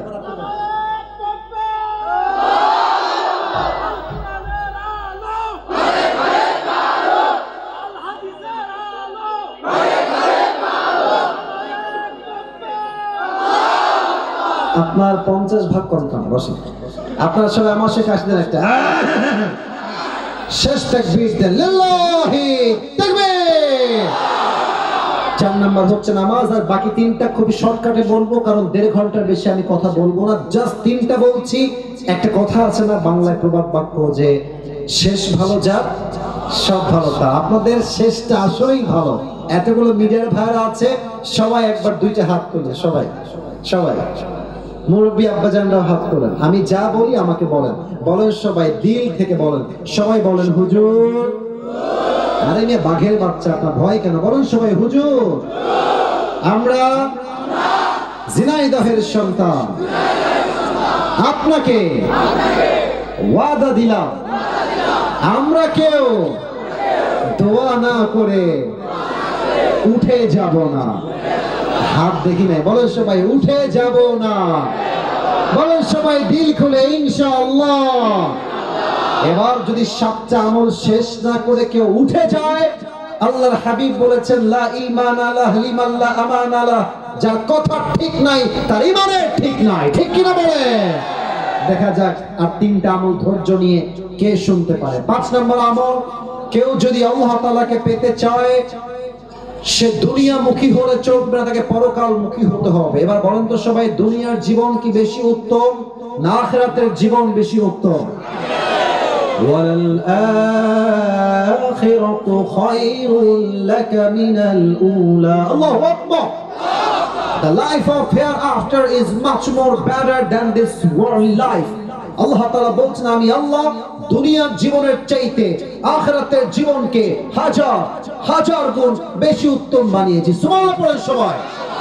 এই দুনিয়ার থেকে পরকালমুখী কারা হবে? যাদের চাহিদা অনেক কম, যাদের বউ আছে, তারা দেখবেন সারা জীবন আপনি আপনার বউকে দিয়েই যাবেন, নাও আরো নাও, যা লাগবে সব নাও, আমার জীবনটাও তোমার। দেখবেন বউটা শেষমেশ গিয়ে কি বলবে, তুমি আমাকে জীবনে কি দিলা? এরকম বউ বাংলাদেশের যুবক ভাইরা বড় সবাই আছে না নাই? অনেক বউ স্বামীর কাছে গল্প দেয়, তুমি কি জানো আমার অমুক বান্ধবীর স্বামী তাকে আইফোন 15 প্রো ম্যাক্স গিফট করেছে, তুমি কি শুনেছো? এর দ্বারা গল্প উদ্দেশ্য নয়, উদ্দেশ্য হচ্ছে তুমি আমাকে কবে দিবা। ঠিক কিনা বলে? বিবাহিতর কথা বাদ দিলাম, আজকালকার কিছু মডার্ন মেয়ে দুনিয়ার প্রতি এতটা আসক্ত এবং পরকাল থেকে তারা এতটা গাফলতির মাঝে ডুবে গিয়েছে, কিছু মেয়ের রুচি এতটা নষ্ট হয়ে গিয়েছে, এরা আইফোন 16 প্রো ম্যাক্স পাওয়ার জন্য কক্সবাজার পর্যন্ত চলে যাচ্ছে। অতএব যে আল্লাহকে পেতে চায় সে দুনিয়ামুখী নয়, সে হবে পরকালমুখী বান্দা। যুবক ভাইরা ঠিক কি বলো? কান্নাহুম ইয়াওমা ইয়ারাউনাহা লাম ইয়ালবাতু ইল্লা আশিয়াতান আও দুহাহা। আচ্ছা, এখানে 50 প্লাস বয়স, 50-এর উপরে বয়স মুরব্বী আব্বাজান কে আছেন একটু হাত তুলবেন? 50 প্লাস। এই যে আমার আব্বাজান। কত আপনার বয়স আব্বাজান?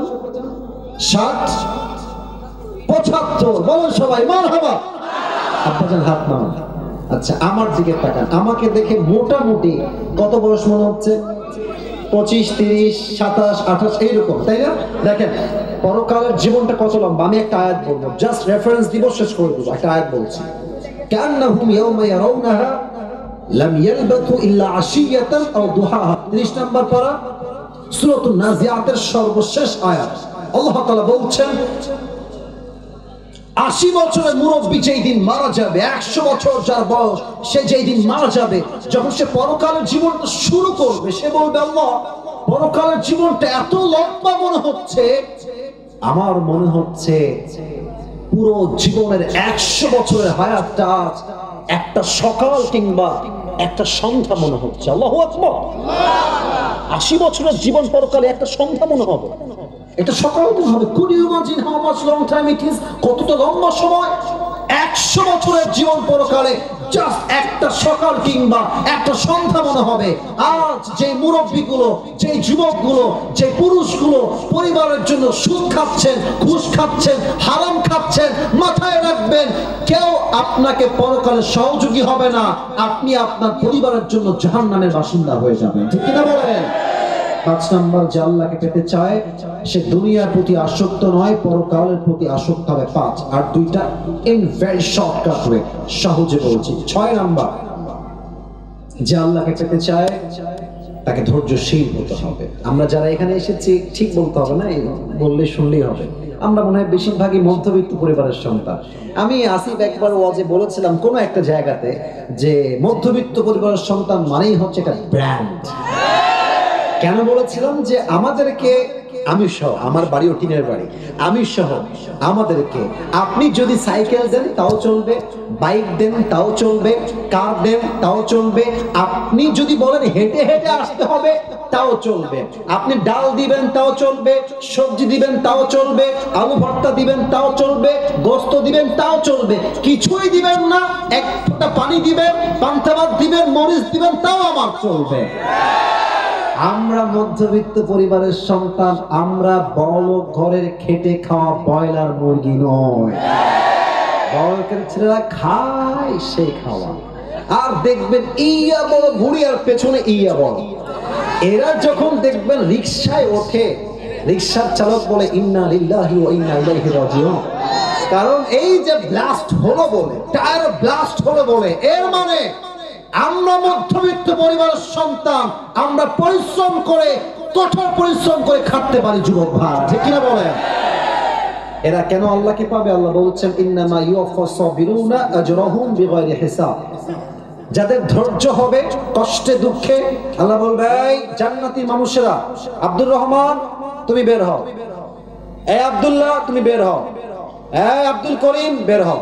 আল্লাহ, আমরা তো জান্নাতি, আমরা বের হবো কোন এই কাতার থেকে? আল্লাহ বলবে সমস্যা নাই, ওই যে তুমি মধ্যবিত্ত পরিবারের সন্তান ছিলে, চাল নাই, ডাল নাই, ভাত নাই, ব্যবসায় বরকত নাই, চাকরি নাই, আব্বা গরিব, কৃষি কাজ করে, ধানের ক্ষেত কাজ করে, গরিব ছেলে ছিলে তুমি, বাট তুমি বলেছিলে, যখন তোমাকে বলা হলো, আসিফ হুজুর বলল কেমন আছেন, তুমি বলেছিলে আলহামদুলিল্লাহ।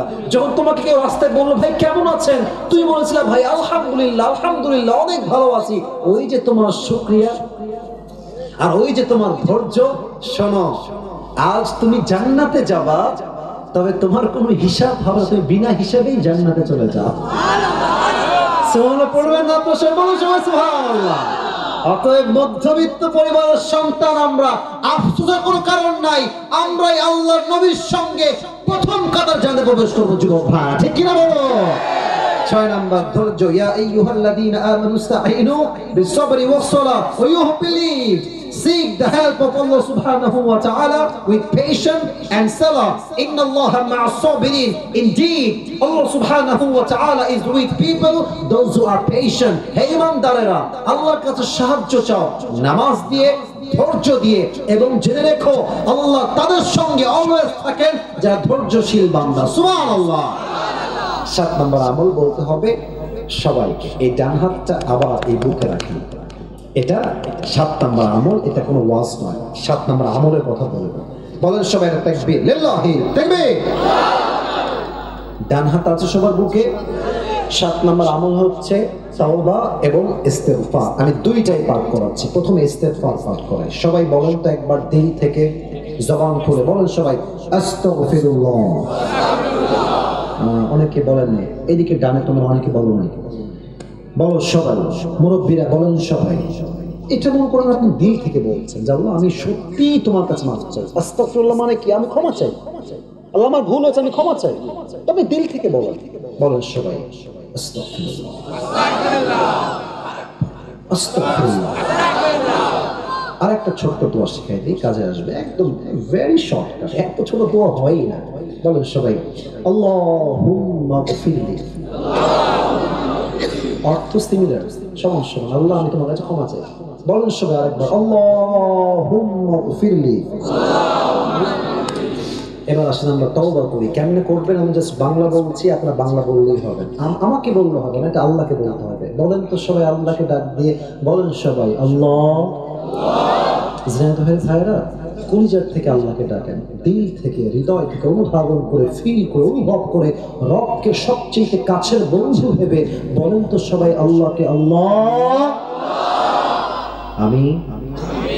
বলেন সবাই আমি দিল থেকে আজ আমার গুনাহের জন্য তওবা করলাম।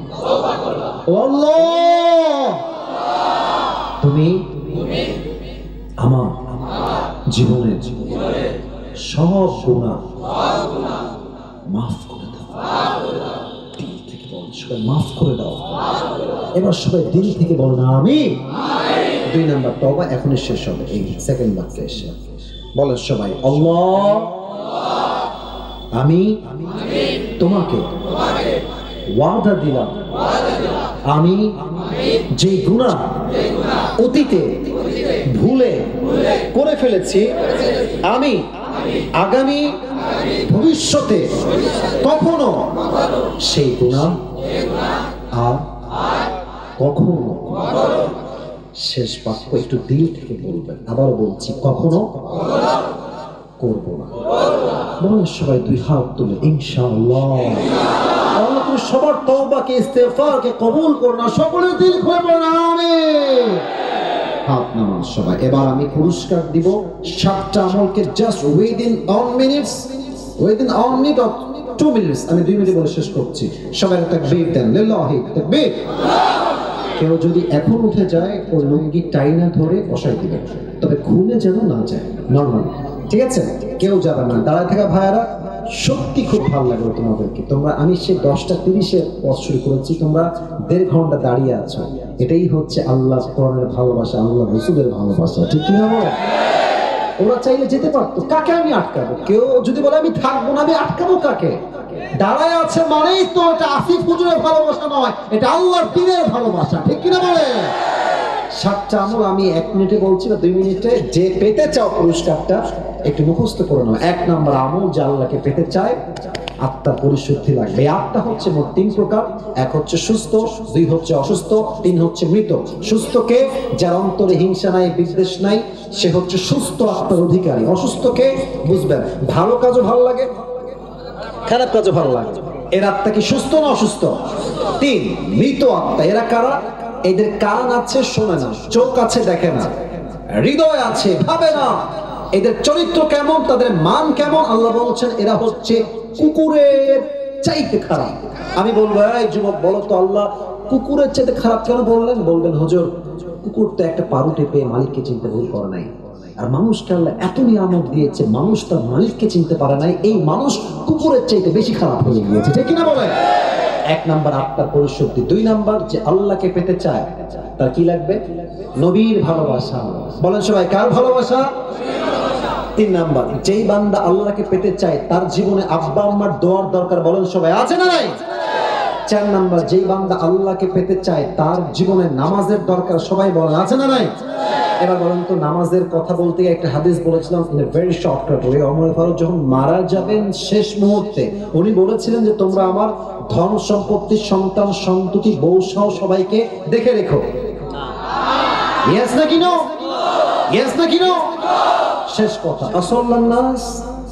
আমি যে নামাজ ইমাম ছিলাম আগে এটা বলো, সন্তান বা বউ বা আগে বলো আমি যে নামাজের ইমাম ছিলাম আমার পরে অজ্ঞান হওয়ার পরে এই নামাজটা জামাতে আদায় হয়েছে কিনা সুবহানাল্লাহ পড়ে সবাই।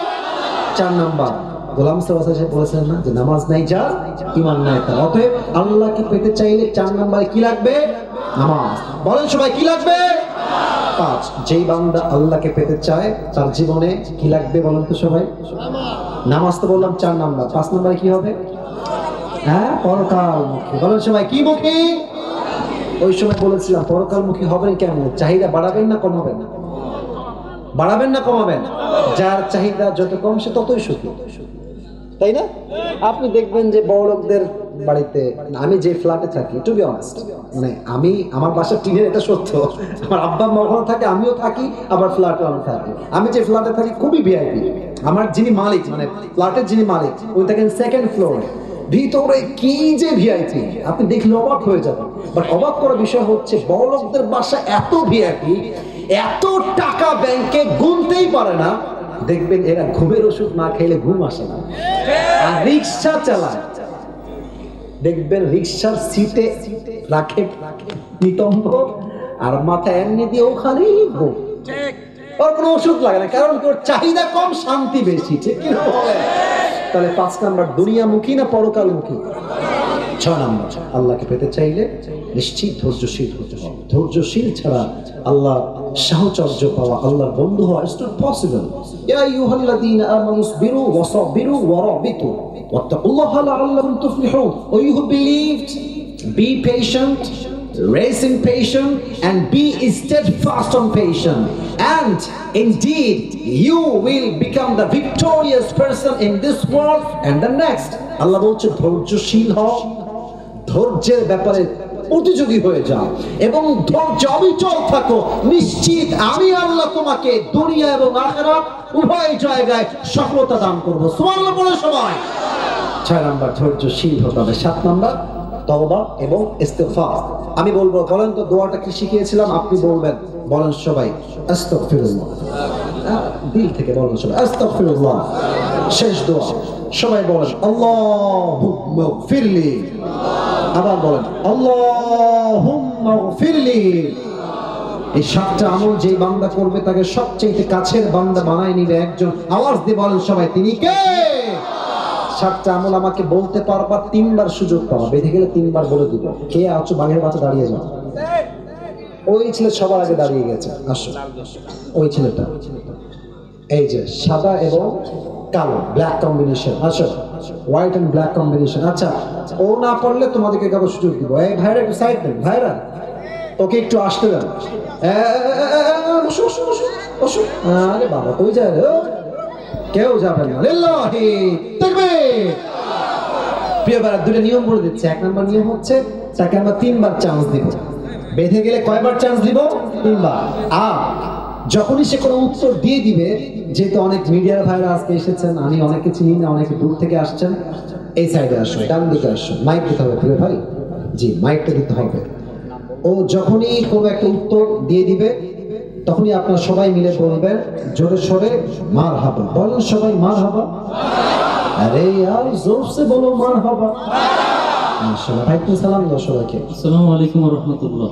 ওয়া আলাইকুম আসসালাম। তোমার সালাম উত্তর, সবার স্লো উত্তর। তুমি সালাম জোরে দাও। আসসালামু আলাইকুম ওয়া রাহমাতুল্লাহ। ওয়ালাইকুম আসসালাম ওয়া রাহমাতুল্লাহি ওয়া বারাকাতুহু। গায়ে জোর আছে না? প্রিয় ভাই তুমি বলো, আমরা আজকে কাকে পাওয়ার জন্য আমল শুনেছি? আল্লাহ। মারহাবা বলো। এটা কিন্তু সম্মানের বিষয়। কালকে এটা তো আপলোড যাবে, সবাই দেখবে যে আপনার আওয়াজ কেমন। আর এমনি আওয়াজ হবে এমন, প্রত্যেকটা জেলার মানুষ বলবে ঝিনাইদহের মানুষের কাপুরুষের বাচ্চা নয়, সব সিংহ পুরুষগুলো আমার সামনে বসেছিল। ঠিক কিনা বলে? প্রিয় ভাই তুমি বলো তো, তোমার নাম কি? মোহাম্মদ জাহিদ হাসান। জাহিদ হাসান। বলো তুমি, আল্লাহকে পাওয়ার জন্য আজকে আমরা মোট কয়টা আমল নিয়ে আলোচনা করেছি? 7টা। তোমার কোনো ভয় নেই, বাঘের বাচ্চা তুমি, মানে খুব সাহস নিয়ে কথা বলবা। বলো তো, আল্লাহকে পাওয়ার জন্য প্রথম আমলের কি দরকার? অন্তরকে পরিশুদ্ধ করতে হবে। বলো তো, অন্তর মোট কয় প্রকার? 3 প্রকার। আরে ভাই কোন মারহাবা? 3 প্রকার কি কি? সুস্থ, অসুস্থ আর মৃত। এই তো বাঁধে না রে, তো লস হয়ে যাবে নাকি রে? আচ্ছা ঠিক আছে, তুমি বলো একটা একটা ব্যাখ্যা বলো। অসুস্থ আত্মা যাদের, তাদের কি লাগে, তাদের সমস্যা কি? সবকিছু ভালো লাগে, সত্যটাও ভালো লাগে, মিথ্যাটাও ভালো লাগে। মারহাবা বলো সবাই। অসুস্থ আত্মা, ভালো কাজ ভালো লাগে, খারাপ কাজ ভালো লাগে। হয়ে গেছে, 1 নম্বর তুমি পাস, 100তে 100 হয়ে যাও। এবার বলো, আল্লাহকে পাওয়ার জন্য 2 নম্বর আমলটা কি ছিল? নবীজিকে ভালোবাসতে হবে। ভাবসা খারাপ। তুমি বলো তো একটা কথা, আউট অফ সিলেবাস, এটা আউট অফ সিলেবাস কোয়েশ্চেন। মনে করো আমার দাঁড়িয়ে আছে, কোনো মেয়ে বললো একে বিয়ে করবো না, আমার চিন্তা কি হবে? তাকে আমি বলবো যে যার দাঁড়িয়ে আছে সে অবশ্যই হ্যাঁ হ্যাঁ পারবে পারবে পারবে। আল্লাহ পাক রব্বুল আলামিনের আসল গোলাম, অথবা তিনি আল্লাহকে ভয় করেন। হ্যাঁ বলো সবাই মারহাবা। আরে তুমি বিয়ে করবে না তো কি হয়েছে? আমি আল্লাহর গোলাম, আমি আল্লাহর গোলাম হিসেবে বলছি, যে বিয়ে করতে চায় না সে আমার বউ হওয়ার যোগ্যতা রাখে না, ঠিক কিনা বলে? আল্লাহ রাসূলের ভালোবাসা 2 নাম্বার। 3 নাম্বার আমল কি ছিল? বাবা আমাকে ভালোবাসতে হবে। আর বলুন সবাই মারহাবা। 4 নাম্বার আমল কি ছিল? নামাজ 5 ওয়াক্ত নামাজ জামাতের সাথে আদায় করতে হবে। আচ্ছা বলো তো, ওমর ফারুক তার জীবনের শেষ মুহূর্তে ওই সাহাবীকে কি বলেছিল? তিনি বলেছেন, আমি যে জামাতের ইমাম হিসেবে জামাত পড়াছিলাম, সেই নামাজ জামাতের সহিত আদায় হয়েছে কিনা। আল্লাহু আকবার। জেনারেল ব্যাকগ্রাউন্ডের ছেলে, কিন্তু আলেম না, একদম সাধারণ ছেলে। বলো সবাই দিল খুলে মারহাবা। আচ্ছা নামাজ নিয়ে শেষ। 5 নাম্বার আমল কি লাগবে? পরকালমুখী হতে হবে। শোনেন, ও ভয় পাচ্ছে, আমি দেখতে পাচ্ছি ওর হাত। না এটা কোনো বিগ ডিল না। আসলে কি জানেন, এতগুলো ক্যামেরা, এই মুরব্বীরা স্যাররা বসে আছে, আমি আছি, এতগুলো মানুষ সামনে, ও যে দাঁড়িয়েছে এটাই প্রমাণ সে বীর পুরুষের সন্তান, ঠিক কিনা বলে? 5 নাম্বার পরকালমুখী শেষ। 6 নাম্বার আমল ধৈর্যশীল হতে হবে। আমি নাকি 3 বার চান্স দিব, তো একবারও নিল না ভাই। আচ্ছা আমি তো বোকা সেজে গেলাম। আচ্ছা এবার তুমি 7 নাম্বার আমলটা, 2টা দোয়া খুবই সংক্ষেপ শব্দে শিখিয়েছি, দোয়াগুলো বলতে পারবা? আস্তাগফিরুল্লাহ, আরেকটা আল্লাহুম্মা গফিরলি। আরে মারহাবা, আল্লাহু আকবার। দিল খুলে তাকবীর দেন, লিল্লাহি তাকবীর। একটাও বাদ নেই। দেখেন ও কিন্তু সিরিয়াল কোনো নড়চড় করে না। মানে আমি জানি সিরিয়াল মেইনটেইন করেছি। আমি আগে দেখি নাই, আমি এই ওয়াজটা আরো কয়েক জায়গায় করেছিলাম, অনেক আগে করেছি, এই মাসে খুবই কম করেছি। বাট আমি দেখেছি যারা বলেছে উল্টা পাল্টা সিরিয়াল, কিন্তু ও আমি যে সিরিয়াল মেইনটেইন করেছি তাতেই বলেছে, এটাই প্রমাণ ওর ব্রেইন ভালো। যুবক আর ঠিক আছে না? আমি দোয়া করি আল্লাহ তাআলা ওকে দিনের একজন দায়ী হিসেবে কবুল করুন। সকলে পড়া আমিন। তুমি কোথায় পড়াশোনা করো? কাজিরহাট মাধ্যমিক বিদ্যালয়। মাধ্যমিক বিদ্যালয় কিসে পড়ো তুমি? ক্লাস 10-এ পড়ো। তোমার বাসা কি এখানে? মাগুরা জেলায়। মাগুরা জেলায় তোমার বাসা। আল্লাহকে কবুল করুন। সকলে মন খুলে পড়ো আমিন। আসো তুমি আসো। মাশাআল্লাহ মাশাআল্লাহ। কবিতা আর মাথা একটু বড় আছে, তবে হয়ে যাবে। মাশাআল্লাহ। তুমি তোমার চুল কেটে নিও, বলেন সবাই মারহাবা। আল্লাহকে কবুল করুন। সকলে পড়ো আমিন। বসো, তুমি এখানে বসো, নিচে বসে যাও, এখানে বসে যাও। ঠিক আছে ভাই, বসে পড়ো বসে পড়ো বসে পড়ো।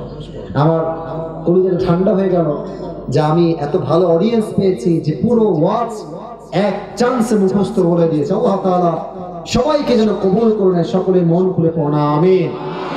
এখন একটা আবদার হচ্ছে, যারা বসে আছেন এই লেটা মেরে না বসে একটু যদি আদবের সঙ্গে আত্তাহিয়াতু সুরতে বসতেন খুবই ভালো হতো। এই তো মাশাআল্লাহ বসা শুরু হয়ে গেছে। আর যারা দাঁড়িয়ে আছেন কলজার ভাইরা, দোয়া হবে তো 3 মিনিটের জন্য, শুধু দোয়ার জন্য বসে পড়লে ভালো হবে। এই তো বসে গেছে, এই তো ভদ্র জিয়াদার মানুষ ভাইরা মাশাআল্লাহ, শুধু দোয়ার জন্য বসেন। দোয়ার পরে আমরা বিদায় নিব, দোয়ার পরে কোনো কাজ নাই। এই তো বসে গেছে মাশাআল্লাহ, বসে পড়েন আপনারা। এই তো এরা এমনি বসে গেছে ভদ্র, শুধু দোয়ার জন্য, শুধু দোয়ার জন্য। সবাই তাকবীর দেন, লিল্লাহি তাকবীর। আল্লাহ তাআলা এই মাহফিলকে যেন আল্লাহ সন্তুষ্টির ওয়াসিলা হিসেবে কবুল এবং মঞ্জুর করে পড়েন আমিন।